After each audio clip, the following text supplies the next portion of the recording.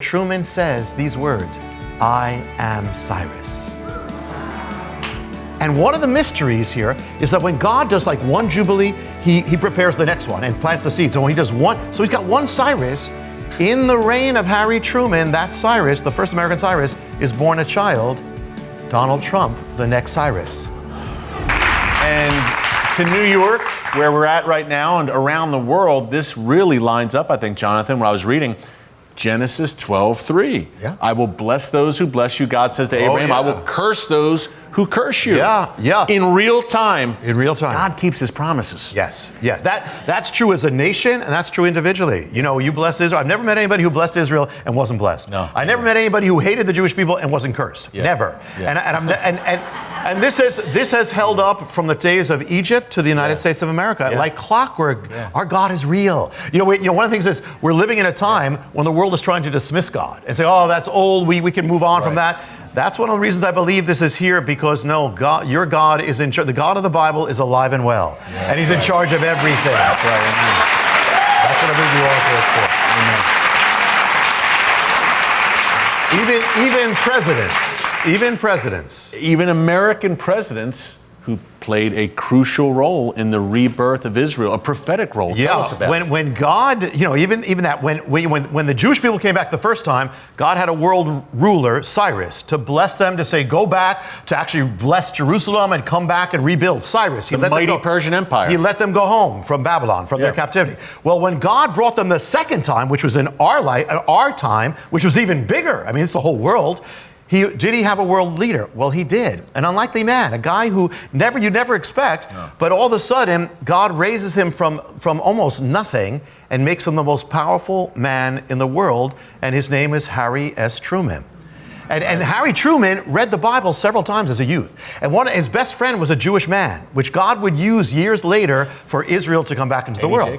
And Harry Truman had a love for Israel, and he actually defended Israel. Well, you know, if FDR, Franklin Roosevelt, had remained in power, it's most likely Israel would not have come back into existence. Yeah. So Roosevelt, in his last election, decides to lift up this guy, Harry Truman. Yeah. Less than 90 days after Truman is sworn in, Roosevelt dies, and Truman becomes the most powerful man in the world. And now Truman is going to follow the mystery of Cyrus. Yeah. He's the first one. Follow the mystery of Cyrus. In fact, first of all, he's going to recognize Israel. He's going to return. He is instrumental in the UN voting Israel back, just like Cyrus was instrumental. We were the first nation, by the way, if you're in the United States, to recognize the state of Israel, the modern state of Israel. 11 minutes after it was declared. 1948, May 14th. Yeah. So I will bless those who bless you. Hello. And when did America become a superpower? At that same moment.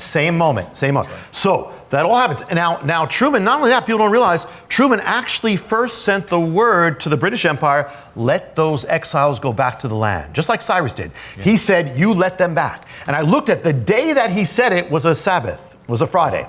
And it was an appointed word. And that begins the return. And the appointed word was Moses telling Israel, the first prophecy, in that day, God will gather you back from all the nations and bring you back to the land. On the exact day.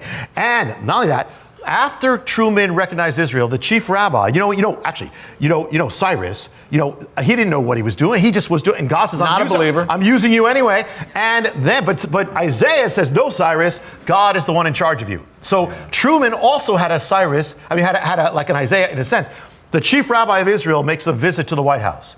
He sees Truman and he says, Harry Truman, President, you have been put in your mother's womb for such exact time as that. Wow. He said, that's why. And he opens the book and starts reading about Cyrus to him. And Truman says, was I used by God? And he says, yes. And Truman breaks down and cries in the Oval Office. And he says? Well, a little while later. Now he's jumping the gun. No. It's too good. I can't keep it all in. Cyrus would sign his inscriptions saying, I am Cyrus. You can find it, I am Cyrus. Years later, Truman says these words, I am Cyrus. And one of the mysteries here is that when God does like one Jubilee, he prepares the next one and plants the seed. So when he does one, so he's got one Cyrus. In the reign of Harry Truman, that Cyrus, the first American Cyrus, is born a child, Donald Trump, the next Cyrus. Born in the time of Truman. That's a nice. That's going to be another mystery. That's called a teaser in TV, folks.